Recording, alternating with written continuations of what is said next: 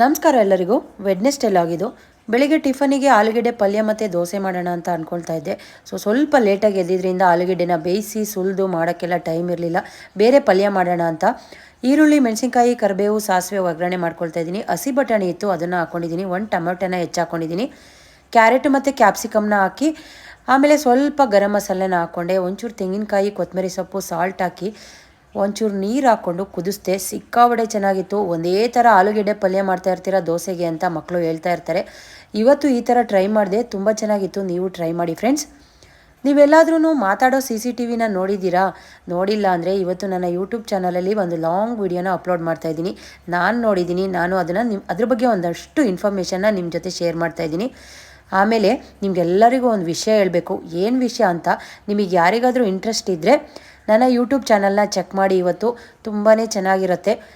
ನಿಮಗೆಲ್ಲರಿಗೂ ಒಂದು ವಿಷಯ ಹೇಳ್ತೀನಿ.